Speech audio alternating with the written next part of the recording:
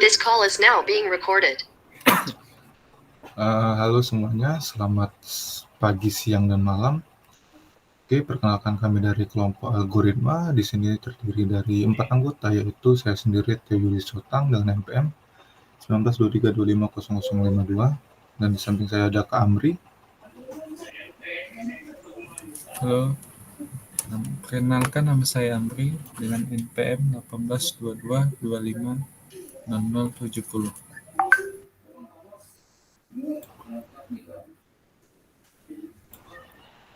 Halo, perkenalkan nama saya Rikanda Saputra, NPM 2024250058.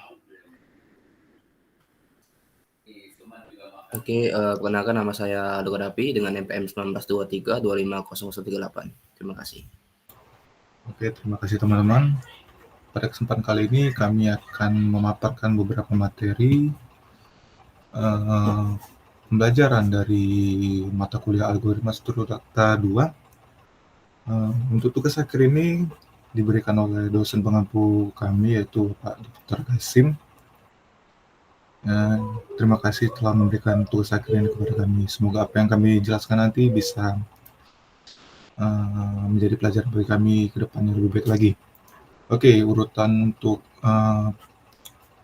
materi yang akan dijelaskan pada hari ini adalah AVL3, Fixed Heap, DFS, dan BFS.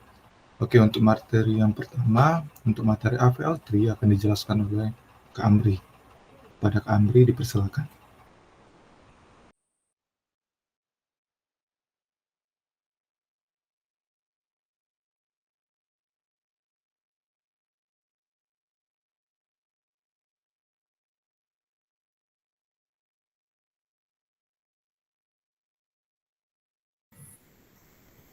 Oke, terima kasih kepada Theo yang telah memberikan waktu untuk saya untuk menjelaskan sebuah materi yaitu APL3. Langsung saja demi mempersingkat waktu ya. Oke, APL3. APL3 ini adalah binary set tree yang memiliki perbedaan tinggi atau level maksimal 1 antara subtree kiri dan subtree kanan.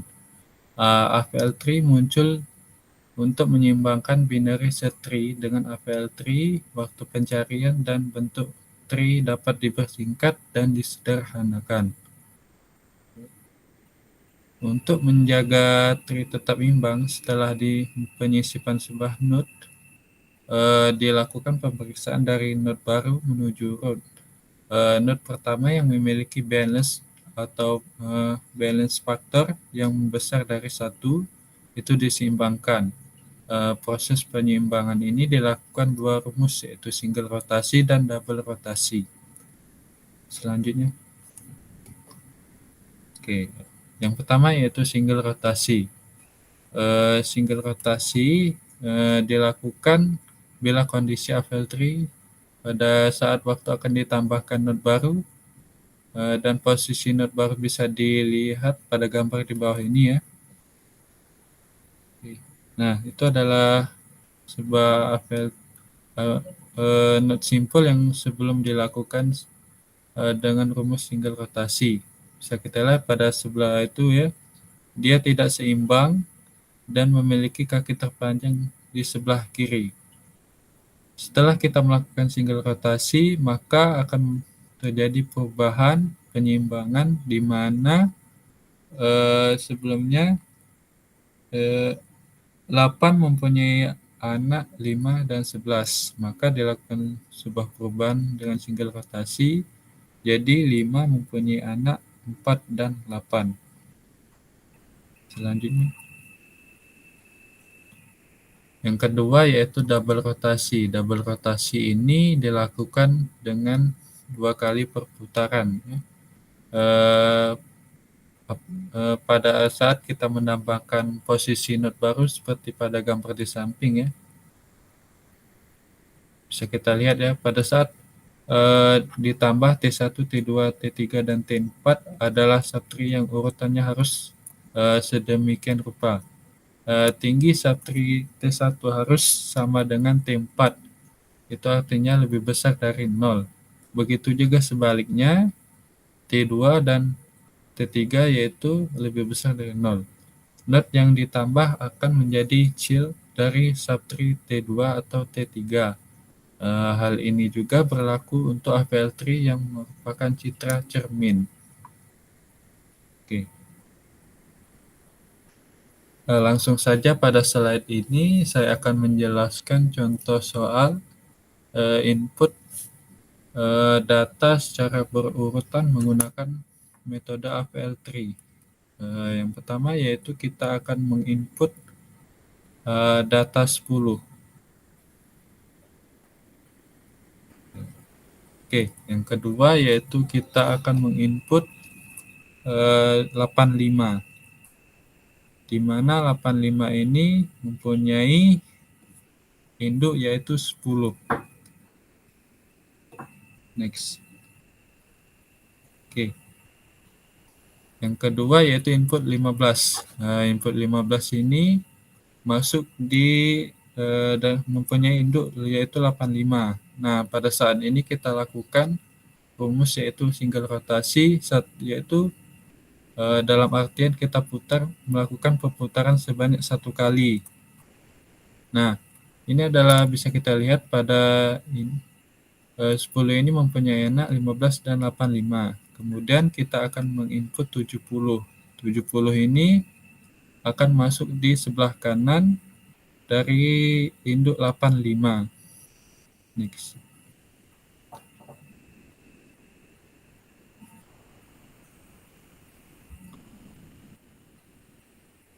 Oke, selanjutnya kita akan menginput 20. 20 ini mempunyai induk 70. Nah, pada inputan 20 ini akan kita melakukan rumus single rotasi. Sebelumnya itu 85 mempunyai akar anak 70, maka setelah dilakukan perubahan single rotasi, 70 menjadi induk dari 20 dan 85. Next. Oke, kemudian input 60. 60 ini masuk di sebelah kanan dari induk 20. Setelah itu akan kita lakukan perumusan dan menggunakan double rotasi. Double rotasi ini yang tadinya 20 mempunyai anak 60 menjadi 20 mempunyai anak 70, 70 mempunyai anak 60 dan 85. Selanjutnya akan kita lakukan perputaran 1 kali lagi.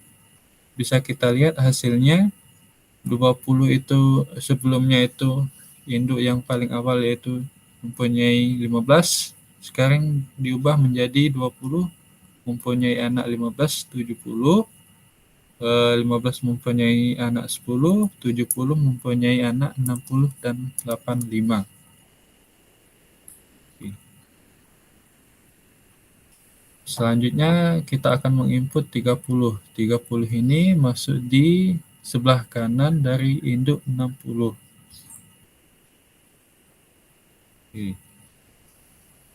Selanjutnya kita akan menginput 50. Nah, 50 ini masuk di sebelah kanan juga dari induk 30.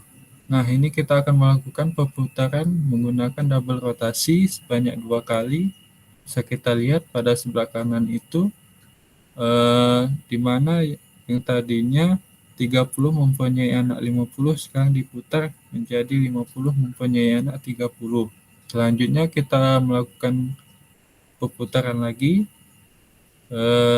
50 menjadi induknya yang mempunyai anak 30 dan 60.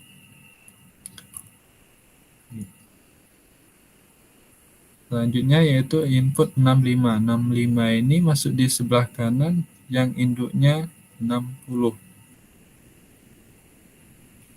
Oke. Selanjutnya kita akan menggunakan rumus double rotasi. Bisa kita lihat di sebelah kanan ini ya. Nah, itu bisa kita lihat ya. Yang tadinya 50 mempunyai anak 30 dan 60, sekarang menjadi 60 mempunyai anak 50 dan 65. Selanjutnya kita melakukan double rotasi lagi ya. Bisa kita lihat sekarang 60 mempunyai anak 50 dan 70, 50 mempunyai anak 30, 70 mempunyai anak 65 dan 85. Oke, selanjutnya. Kemudian kita akan menginput 80. 80 ini masuk di sebelah kanan dari induk 65. Kali ini kita akan menggunakan rumus single rotasi, yaitu 1 kali putaran, di mana yang tadinya 65 mempunyai anak 80, ini diubah menjadi 85 mempunyai anak 80. Next. Oke, selanjutnya kita akan menginput 90. 90 ini masuk di sebelah kanan dari induk 85. Next lagi. Oke, ini akan menginput data 40. Data 40 ini masuk di sebelah kiri dari induk 50.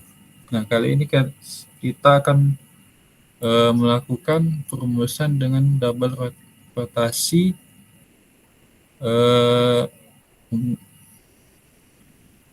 perputaran sebanyak 2 kali ya. Bisa kita lihat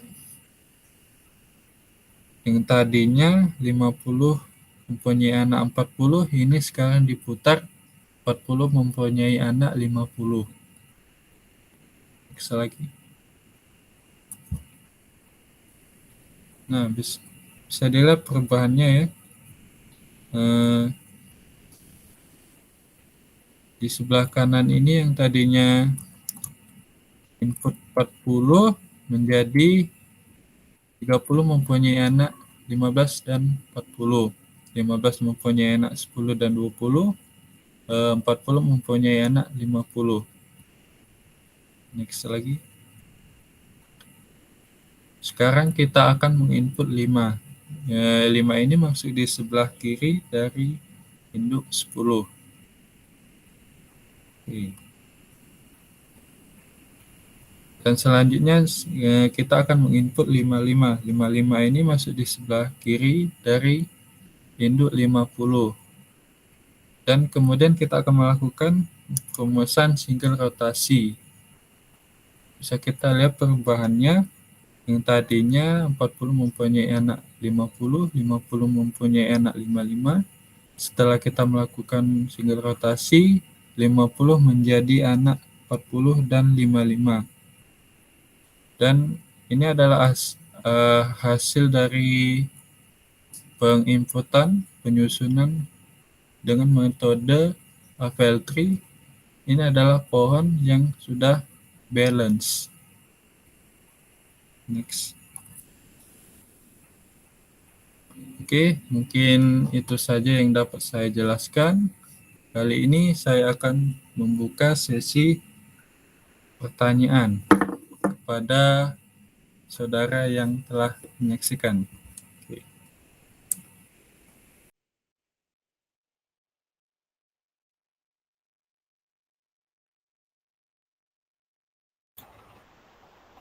Di close dulu ini present.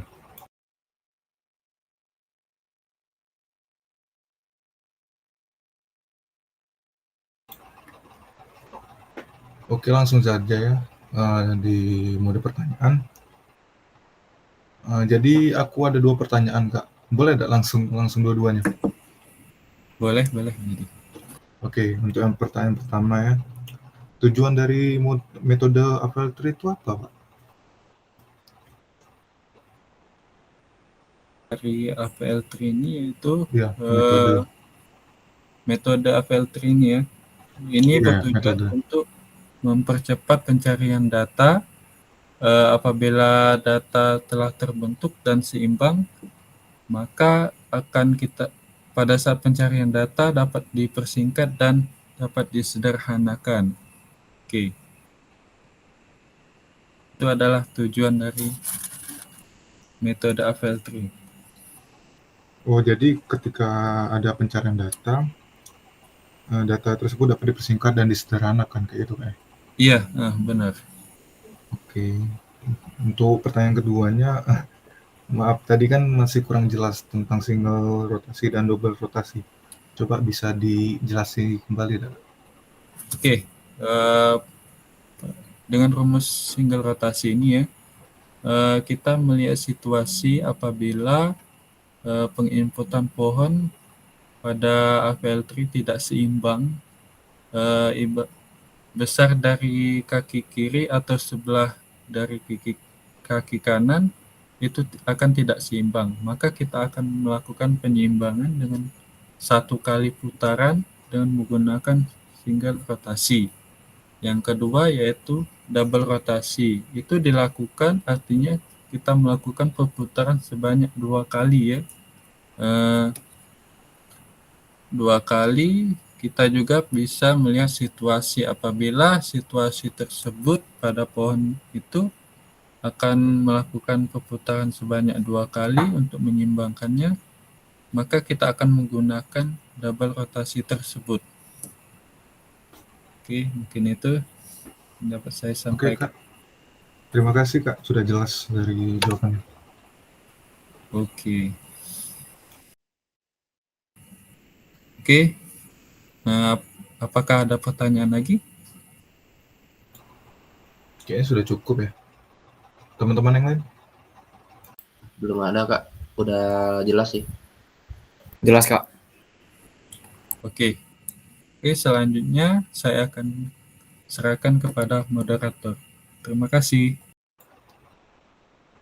Oke, terima kasih Kak Amri telah menjelaskan materi tentang AVL3. Oke, untuk selanjutnya adalah materi tentang fixed heap yang akan saya jelaskan.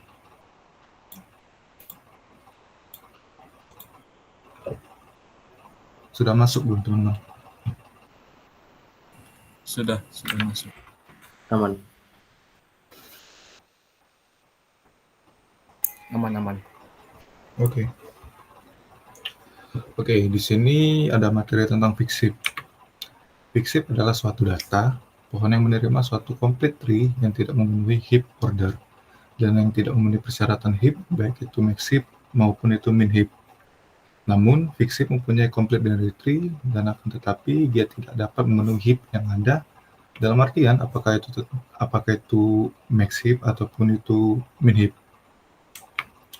Jadi di bawah ini ada 2 contoh soal ya. Nah, tentang complete binary tree, yang dimana itu tentang max heap dan min heap. Jadi di setiap anak atau simpul dia mempunyai 2 anak. Dan nantinya kita akan lakukan fixed heap dengan teknik min heap dan max heap. Oke, di sini ada contoh binary complete yang tadi ya, complete tree tadi. Jadi buat teman-teman untuk pembacaan simpul yang ada ini jangan sampai salah ya. Karena nanti kalau salah pembacaan akan berakibat pada pengimplementasian pengkodean agak. Kalau tidak sesuai urutan akan kacau gitu kan. Jadi aku akan menjelaskan di sini ada simpul 84. Dia di sini mempunyai anak yaitu 34 dan 23. Nah, urutannya itu harus dari kiri habis itu kanan. Lagi kiri, habis kanan. Oke.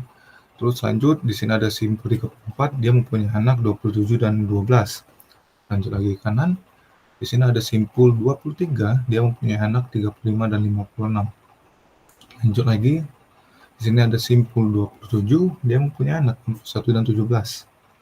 Lanjut, di sini ada simpul 12, dia mempunyai anak 55 dan 37. Di sini ada simpul 35, mempunyai anak 25 dan 64. Dan yang terakhir, di sini ada simpul 56. Dia mempunyai 2 anak, yaitu 78 dan 67. Mari kita balik lagi ke materi yang ada yang tadi.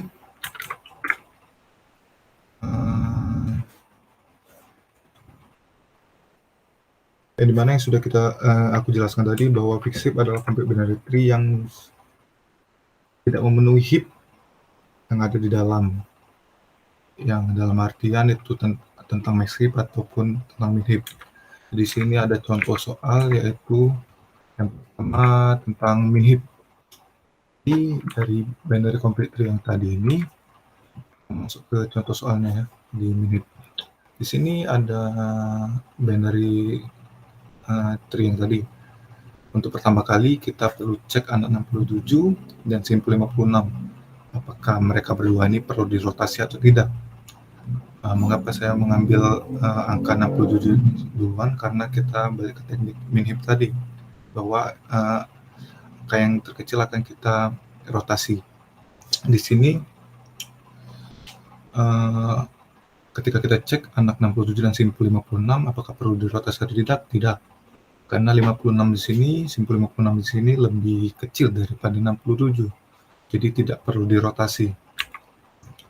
Itu untuk yang kedua, kita loncat ke anak 25. Nah, di sini ketika kita cek anak 25 dan simpul 35, apakah perlu dirotasi atau tidak? Ya, perlu. Karena di sini anak 25 lebih kecil daripada 35, jadi kita perlu rotasi ke atas. Nah, ini hasilnya ya. Hasil rotasi tadi 35 turun ke bawah dan 25 naik ke atas.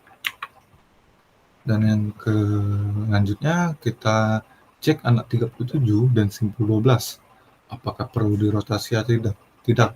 Karena di sini simpul 12 lebih kecil daripada 37, jadi tidak perlu ada rotasi. Lanjut ke anak 17.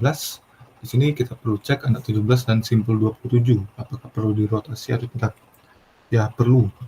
Karena 17 ini angkanya lebih kecil daripada 27, jadi kita perlu rotasi angka tersebut naik ke atas dibandingkan 27.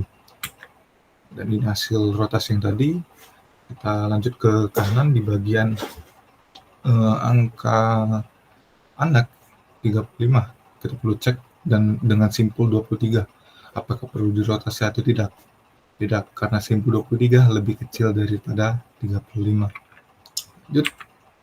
Nah, di sini ada angka 17, anak 17 dan simpul 34. Apakah perlu dirotasi atau tidak? Perlu, karena 17 lebih kecil daripada 34. Lanjut lagi, ini adalah hasil dari sudah rotasi tadi. Lanjut ke atas. Kembali anak 17 dan simpul 84. Apakah perlu dirotasi atau tidak? Ya, perlu. Karena kembali lagi ke definisi teknik minheap tadi, bahwa kita harus mengurutkan angka dari ke terkecil sampai ke bawah yang terbesar. Dan kita rotasi yang angka 84 tadi, kita turunkan ke bawah. Nah, di sini kita cek kembali anak 34 dengan simpul 84. Karena 84 lebih besar daripada 34, kita perlu rotasi angka tersebut ke bawah. Ini hasilnya. Dan 84 kembali lagi kita cek dengan 27. Apakah ini perlu dirotasi atau tidak? Ya, perlu. Kembali lagi, karena 84 lebih besar daripada 27. Simpul 84 lebih besar daripada 27. Jadi kita perlu rotasi ke bawah. Jadi ini adalah bentukan dari binary tree complete with teknik minheap, yang mana bisa kita lihat di sini ada simpul 17 mempunyai anak 34 dan 23. Nah, di simpul 34 mempunyai dua anak 27 dan 12. Di simpul 23 mempunyai anak 25 dan 56. Di simpul 27 mempunyai anak 2, 61 dan 84. Di simpul 12 mempunyai anak 55 dan 37. Di simpul 25 mempunyai anak 2, yaitu 35 dan 64. Dan terakhir di simpul 56 mempunyai anak 78 dan 67. Ini adalah bentukan dari binary tree fixed heap complete with teknik minheap. Oke, untuk contoh soal yang kedua, yaitu dengan cara fixed heap dengan menggunakan teknik maxheap. Jadi soalnya sama saja yang kayak yang awal tadi. Langsung aja ke cek angka lagi. Oke, di sini ada cek angka 78 dan simpul 56. Bisa kita lihat di sini sebelah kanan. Nah, kita perlu cek angka anak 78 dan simpul 56, apakah perlu dirotasi atau tidak. Ya, perlu. Karena posisi 78 ini lebih besar daripada 56. kembali lagi dengan definisi max shift tadi, bahwa angka yang terbesar akan kita rotasi ke atas, karena pada dasarnya kita perlu mengurutkan dari angka terbesar terlebih dahulu sampai ke bawah, yaitu angka yang terkecil. Ini hasil rotasinya, 56 diturunkan ke bawah dan 78 dinaikkan ke atas. Lanjut. Di sini ada angka anak 64 dan simpul 35. Kita perlu cek apakah ini perlu dirotasi atau tidak. Ya, perlu. Dan hasil rotasinya, angka 35 kita turunkan ke bawah dan angka 64-nya kita naikkan ke atas. Lanjut, di sini ada anak 55 dan simpul 12. Nah, kita perlu cek di sini apakah perlu dirotasi atau tidak. Dan nyatanya perlu dirotasi. Kembali lagi, karena posisi 55 ini lebih besar daripada 12. Jadi kita perlu rotasi angka 55 ini ke atas. Lanjut, di sini ada angka anak atau angka anak 61 dan simpul 27. Apakah ini perlu dirotasi atau tidak? Ya, perlu. Dikarenakan ketika kita cek angka 61 ini lebih besar daripada 27. Jadi perlu kita rotasi ke atas. Dan ini adalah hasil dari rotasi tersebut. Lanjut, untuk selanjutnya ada anak 78 dan simpul 23. Apakah perlu dirotasi? Ya, perlu. Karena 78 tadi lebih besar daripada 23. Jadi angka yang lebih besar ini perlu kita rotasi ke atas. Dan ini adalah hasil yang rotasinya tadi. Angka 78 sudah naik ke atas dan 23 turun ke bawah.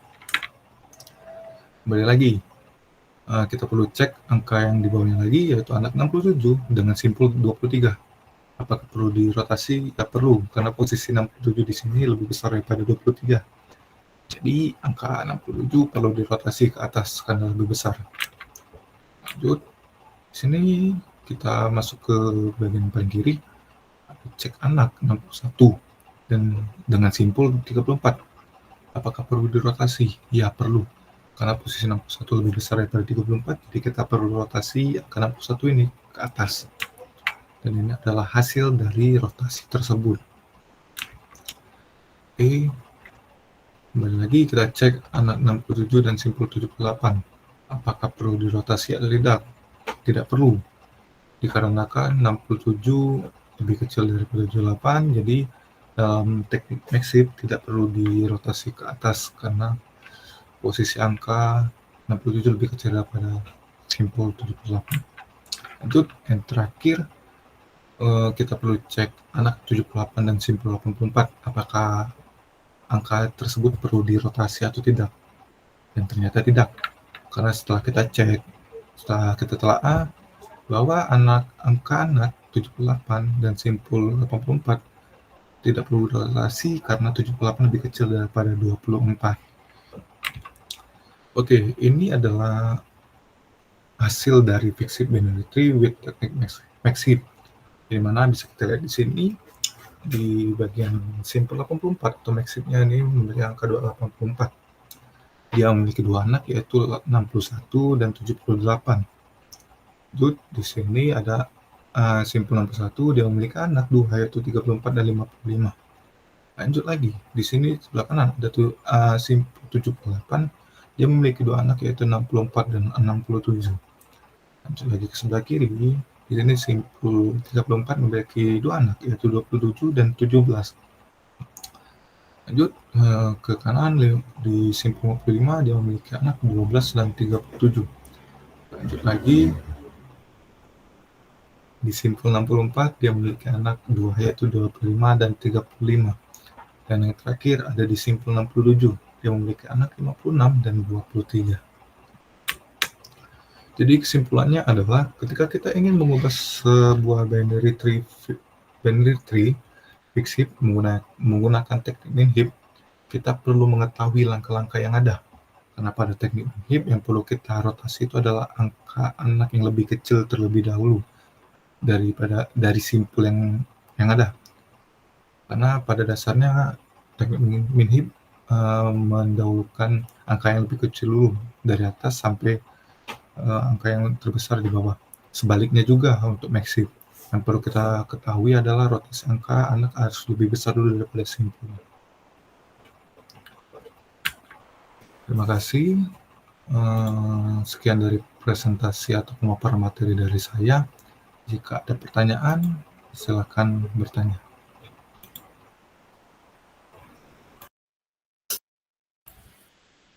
Izin bertanya kepada rekan saya Theo. Oke, silakan. Oke, mengenai materi Fishhead tadi, saya masih agak kurang jelas. Jadi saya akan bertanya lebih dalam lagi ya. Jadi untuk yang pertama, Oke, apakah siap. Oke. Apakah max head harus angka yang besar atau tinggi dari simpul yang perlu dirotasi? Kira-kira bisa dijawab? Oke, ini langsung dijawab ya? Ya boleh. Nanti ada pertanyaan satu Oke. lagi. Oke, siap. Apakah maxip harus angka yang lebih besar atau tinggi dari simpul dan perlu dirotasi? Ya, karena kembali lagi dari tujuan teknik maxip atau minip tadi ya, maxip tadi adalah mengurutkan angka dari yang terbesar dulu. Kita memprioritaskan angka yang terbesar dulu. Misal nih, tadi kan ada contoh di angka simpulnya ada angka 67 dan anaknya tadi kan ada 78. Jadi kalau kita cek itu 78 dan 67, apakah itu perlu dirotasi? Ketika kita cek perlu, karena angka anak lebih besar daripada angka simpulnya. Jadi angka anak tadi kita perlu rotasikan angka anak tersebut ke atas. Dan sebaliknya juga, kalau untuk minhib tadi kita prioritaskan dulu angka yang kecil, baru kita naikkan ke atas. Kita perlu rotasi. Sekian. Oke, terima kasih atas jawabannya. Mungkin boleh saya memberikan pertanyaan satu lagi, biar agak lebih jelas lagi. Oke, siap. Oke, masih bicara tentang Fishhead tadi. Apa yang terjadi jika pengurutan pembacaan simpul itu apa yang terjadi jika pengurutan pembacaan simpul harus berurutan? Apa yang terjadi jika pengurutan pembacaan simpul harus berurutan? Ah, Tidak berurutan mungkin ya? ya, mungkin tidak berurutan, salah. Oke. Tidak berurutan. Apa yang terjadi jika pembacaan simpul tadi tidak berurutan? Yang terjadi bukan pada saat pembacaannya, tapi pada saat kita pengimplementasian pengkodaan binary tree ini ya. Karena kalau kita salah mengurutkan pembacaan simpul itu akan berakibat urutan yang ada pada pengimplementasian pengkodaan itu akan hancur, jadi akan kacau.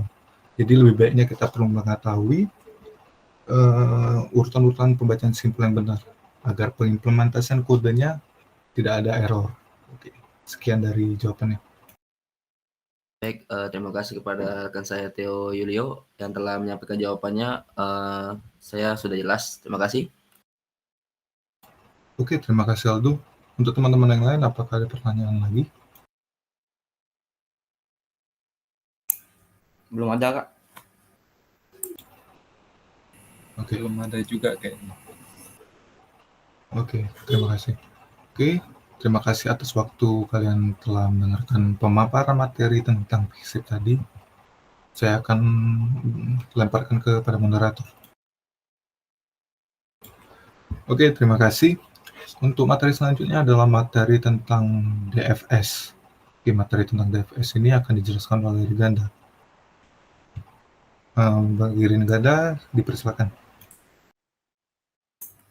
Baik, terima kasih Kak Theo.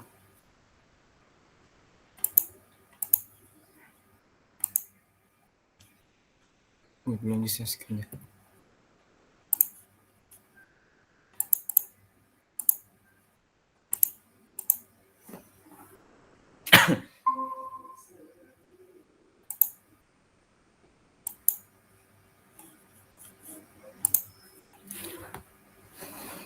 Oke, baiklah. Assalamualaikum warahmatullahi wabarakatuh. Saya Riganda Saputra. Di sini saya akan menjelaskan tentang trapezoidal graph. Trapezoidal di dalam graf berarti mengunjungi simpul-simpul dengan cara yang sistematis. Di sini algoritma trapezoidal di dalam graf yaitu ada dua. Yang pertama adalah pencarian melebar, dan pencarian mendalam. pencarian melebar atau biasa disebut BFS, yaitu Breadth First Search, dan pencarian mendalam biasa disebut DFS, Depth First Search. Lanjut, untuk di sini saya akan menjelaskan BFS, yaitu pencarian melebar. Di sini ada algoritmanya. Yang pertama adalah traversal dimulai dari simpul P atau simpul awal. Untuk algoritma BFS-nya, yaitu pertama kunjungi simpul P, yaitu simpul awal. Setelah itu kunjungi semua simpul yang bertetangga dengan simpul P terlebih dahulu. Dan yang ketiga, kunjungi simpul yang belum dikunjungi, yang bertetangga dengan simpul-simpul yang tadi dikunjungi. Dan demikian seterusnya, yaitu diulang dari 1, 2, 3, dan seterusnya. Sampai grafnya habis ya. Lanjut, jika graf berbentuk pohon berakar, maka semua simpul pada aras D dikunjungi terlebih dahulu, sebelum simpul-simpul pada aras D plus 1, yaitu yang bertetangga dengan aras D ya. Langsung ke contoh soal. Di sini ada soal itu gunakan algoritma BFS. Ini salah ya, seharusnya BFS saja. Gunakan algoritma BFS untuk menemukan pohon merentang, spanning tree. Dari graf G di bawah ini, traversal dimulai dari simpul A. Dalam menjawab soal ini, perlihatkan BFS sebagai pohon berakar dengan E akarnya.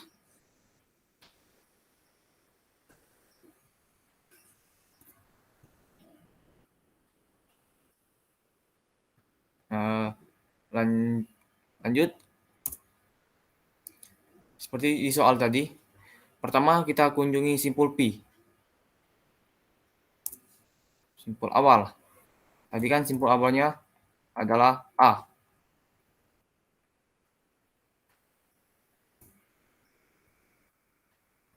Kunjungi simpul awal, kunjungi semua simpul yang bertetangga dengan simpul P terlebih dahulu.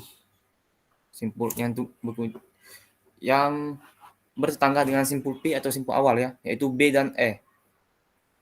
Lanjut, yang ketiga, kunjungi simpul yang belum dikunjungi dan bertetangga dengan simpul-simpul yang tadi dikunjungi. Yang tadi dikunjungi adalah B dan E.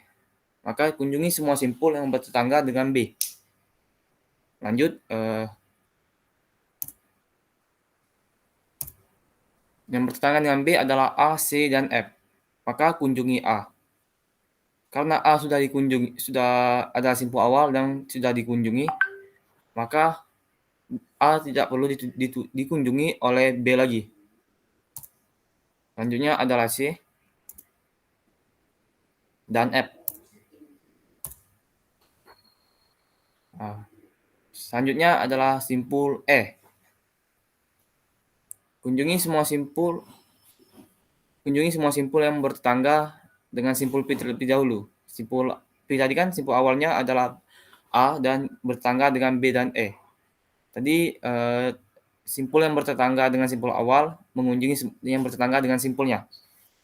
Tadi B sudah selesai dan yang kembali ke E mengunjungi simpul A karena A sudah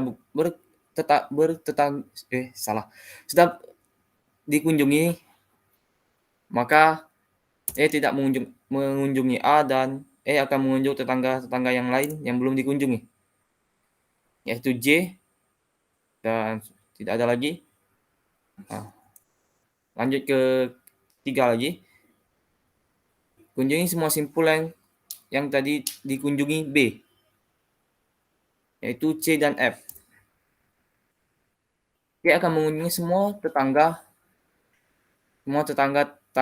yaitu B dan G. Di sini B sudah dikunjungi, maka lanjut ke G. Balik lagi ke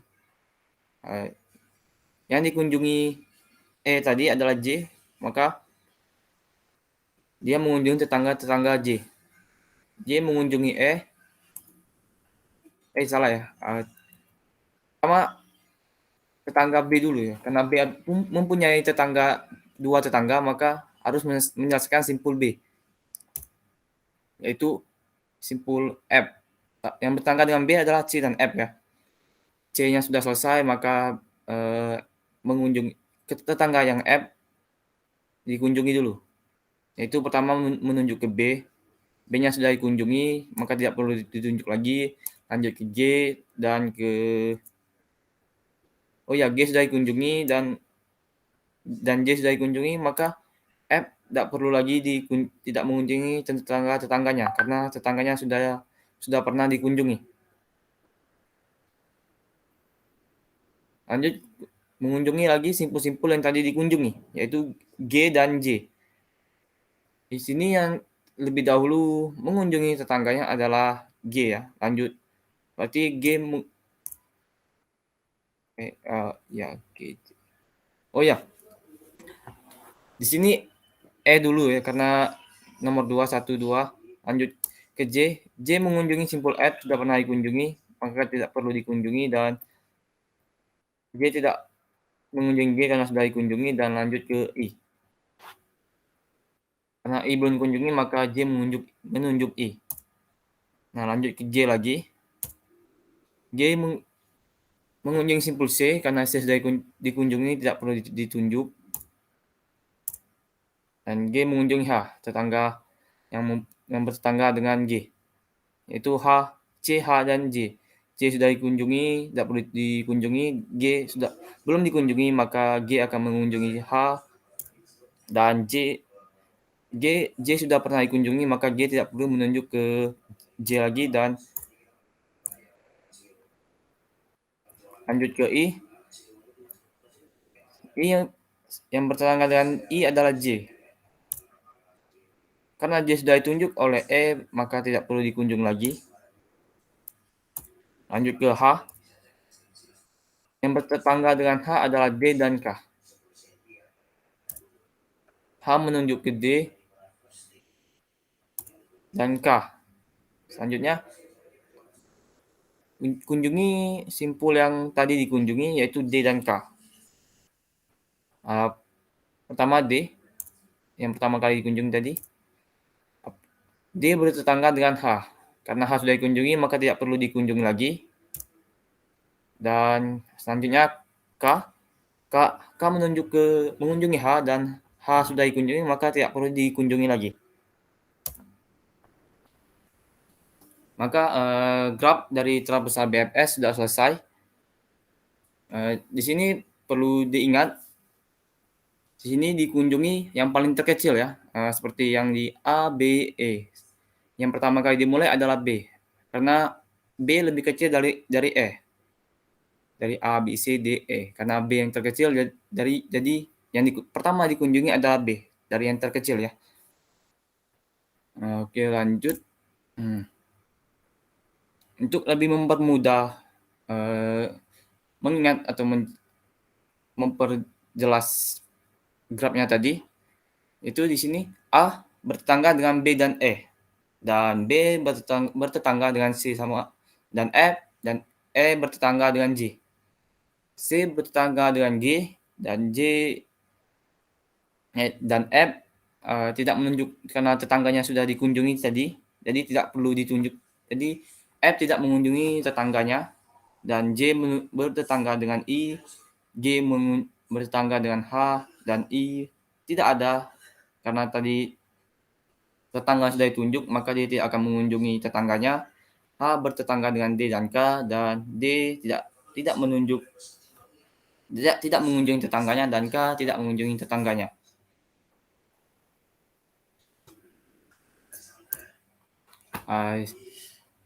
Rasa penjelasannya setelah selesai. Mungkin kalau ada yang belum jelas, silakan bertanya. Saya stop sharing dulu. Ya teman-teman, kalau ada yang mau bertanya silakan. Kepada Ganda, saya izin bertanya ya. Apabila hasil yang didapat dari transversal graph dengan menggunakan metode BFS dan DFS itu sama atau berbeda ya? Ya, untuk transversal graph dari BFS dan DFS itu algoritmanya kan berbeda. Pasti itu tidak akan sama. Karena jika kita melakukan pencarian BFS, pencarian yang dilakukan itu adalah dengan mengunjungi semua simpul yang bertetangga dengan simpul awalnya. Yaitu pertama dikunjungi simpul awal yang bertetangga dengan simpul awal, dan tetangga dari simpul awal itu mengunjungi tetangganya lagi, dan tetangga yang simpul awal itu mengunjungi tetangga yang bertetangga dengan tetangganya lagi. Terus seperti itu. Beda lagi jika DMS. Jika DMS itu algoritmanya berbeda. Cara melakukan pengunjungannya berbeda juga. Yang BFS untuk DFS nanti akan dijelaskan lebih oleh Kak Aldo. Oh, jadi pada saat melakukan pengunjungan simpul itu dengan menggunakan metode DFS dan BFS itu berbeda ya.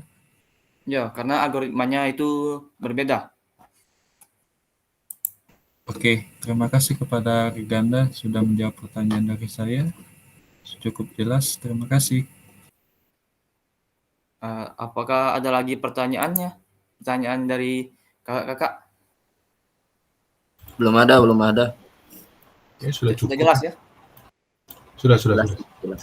Baiklah, saya akhiri presentasi saya hari ini. Terima kasih. Wassalamualaikum warahmatullahi wabarakatuh. Saya kembalikan ke Kak Theo. Baik, terima kasih Riganda telah memaparkan materi tentang DFS. Untuk materi selanjutnya akan dijelaskan oleh Aldo Gadapi tentang BFS. Aldo, dipersilakan.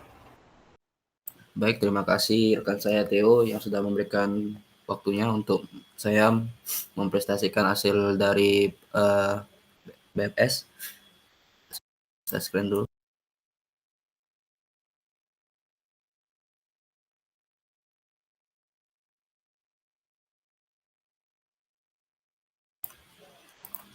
Apakah sudah muncul? Muncul Kak? Sudah. Sudah ya? Oke, Sudah. langsung saja saya mulai ya. Oke, dari kita langsung mulai dari traversal graph dulu. Algoritma traversal graph itu mengunjungi simpul dengan cara yang sistematik. Ada dua hal. Yang pertama itu pencarian melebar atau breadth first search atau BFS yang akan saya jelaskan nanti. Ada pencarian mendalam, deep first search atau DFS yang sudah dijelaskan tadi. Oke, ini ada representasi graph dalam proses pencarian. Nah, dalam proses pencarian solusi terdapat dua pendekatan. Yang pertama itu graph statis, yang dimana graph yang sudah terbentuk sebelum proses pencarian dilakukan. Nah, graph ini direpresentasikan sebagai struktur data. Lalu yang kedua ada graph dinamis, graph yang terbentuk saat proses pencarian dilakukan. Nah, graph ini tidak tersedia sebelum pencarian. Graph ini dibangun selama pencarian solusi. Lanjut. Ini adalah graf statis pencarian melebar atau BFS. Traversal dimulai dari simpul V, algoritma, kunjungi simpul P, kunjungi semua simpul bertangga dengan simpul V terlebih dahulu. Ketiga, kunjungi simpul yang belum dikunjungi dan bertangga dengan simpul-simpul yang tadi dikunjungi, demikian seterusnya. Lanjut. Ini adalah BFS struktur data. Matriks keterangannya A sama dengan AIJ yang berukuran NXN. AIJ sama dengan 1 jika simpul I dan simpul J bertetangga. AIJ sama dengan 0 jika simpul I dan simpul J tidak bertetangga. Kedua, antrian key untuk menyimpan simpul yang telah dikunjungi. Ketiga, tabel boolean diberi nama atau dikunjungi. Dikunjungi array dalam kurung 1 dalam kurung I titik n of boolean dikunjungi dalam kurung I true jika simpul I sudah dikunjungi I false jika simpul I belum dikunjungi. Ini pencarian mendalam atau DFS. Traversal dimulai dari simpul V, algoritma. 1. Kunjungi simpul V, lalu kunjungi simpul W yang bertentangan dengan simpul V, lalu ulangi DVS mulai dari simpul W. Keempat, ketika mencapai simpul U sedemikian sehingga semua simpul yang bertangga dengan telah dikunjungi, pencarian dari balik lagi atau backtrack ke simpul terakhir yang dikunjungi sebelumnya dan mempunyai simpul W yang belum dikunjungi. Lalu pencarian berakhir bila tidak ada lagi simpul yang belum dikunjungi yang dapat dicapai dari simpul yang telah dikunjungi. Ini adalah DFS atau sebagai inputnya. Masukkan V adalah simpul awal kunjungan, keluarkan semua simpul yang dikunjungi, tulis ke layar, deklarasi W sama dengan integer, algoritma write v dikunjungi v sama dengan true for w i to and do if a v sama dengan w sama dengan 1, then simpul v dan simpul w bertetangga. Lalu ke if not dikunjungi dalam kurung when, then, dfs dalam kurung w, and if, dan and for. Ini adalah contoh soal dari yang saya jelaskan tadi, menggunakan algoritma BFS dan DFS untuk menemukan pohon rentang atau spanning tree dari graf G di bawah ini. Jika traversal dimulai dari simpul E dalam menjawab soal ini, jadi perlihatkan traversal BFS atau DFS sebagai pohon berakar dengan E sebagai akarnya. Oke.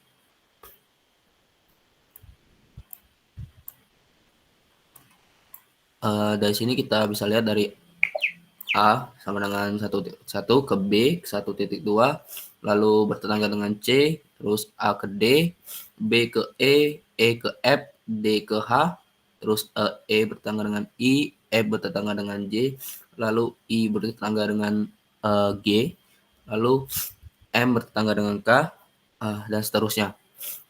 Ini adalah penyelesaian dari soal ini. Ada E, B, A, D, A, I, J, F, C, F, G, I, G, F, J, K, M, lalu ke K, I, A, D, A, B, E. Ini adalah tangganya dari E sampai bertetangga dengan B, D, F, dan I, lalu A bertetangga dengan C dan H, H bertetangga dengan G dengan I, lalu seterusnya I bertetangga dengan M. Lanjut. Ini adalah penerapan BFS dan DFS dalam citation map.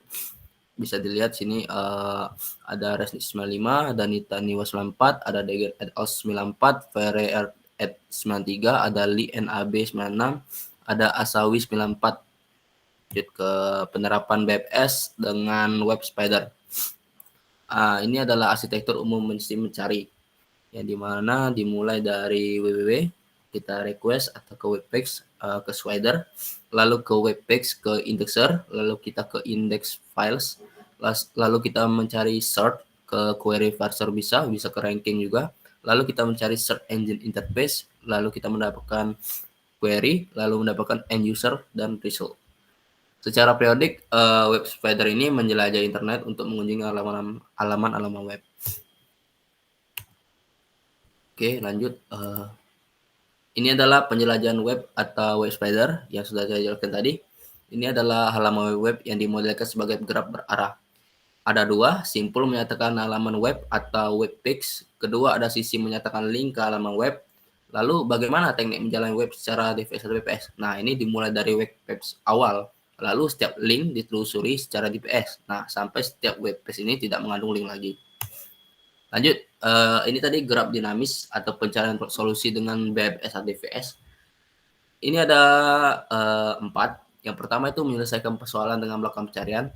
Lalu pencarian solusi, pembentukan pohon dinamis. Lalu menghasilkan step simpul diperiksa apakah solusi telah capai atau tidak.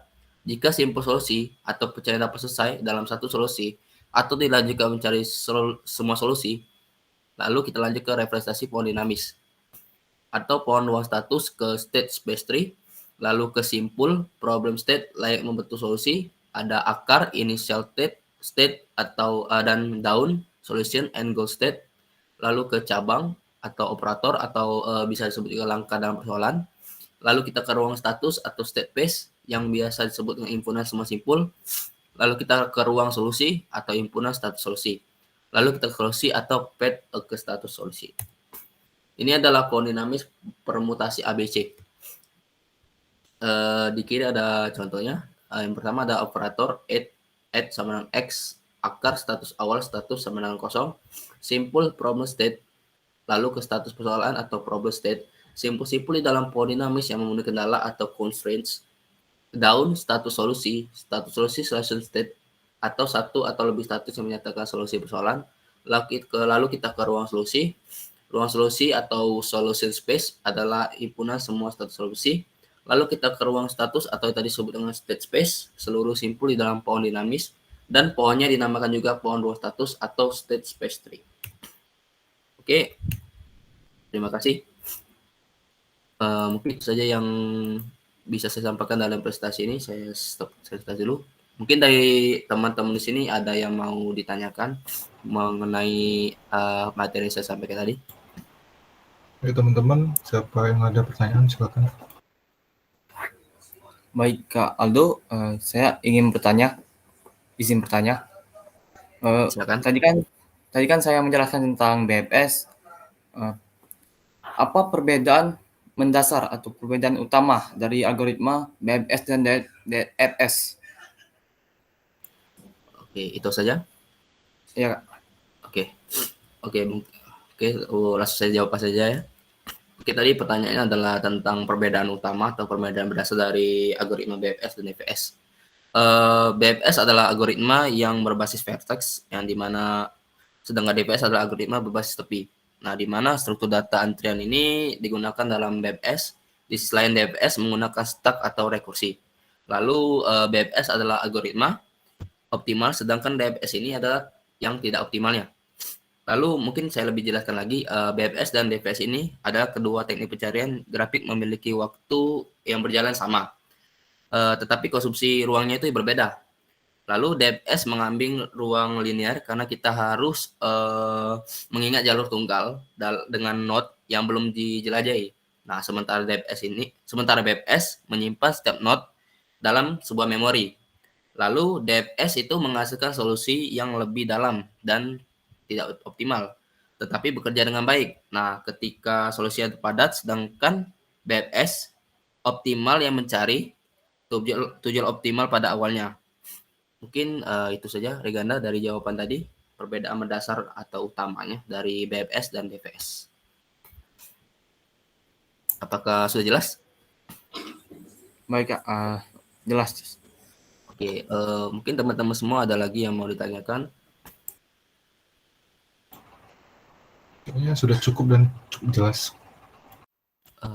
Oke, kalau sudah jelas saya tutup. Jika ada kesalahan saya mohon kepada Allah, saya mohon ampun. Saya akhiri, wabillahi taufiq wal hidayah. Wassalamualaikum warahmatullahi wabarakatuh. Terima kasih atas waktunya. Selamat malam. Oke, terima kasih Aldo telah memaparkan materi tentang BFS.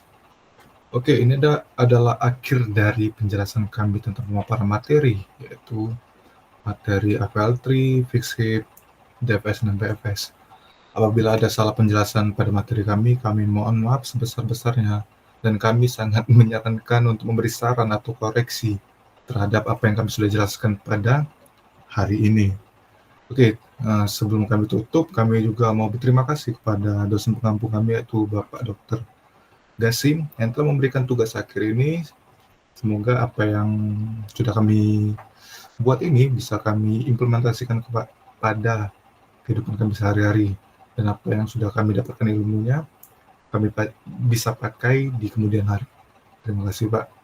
Oke, sekian dari presentasi pemaparan materi pada hari ini. Terima kasih atas waktunya. Selamat pagi, siang, dan malam.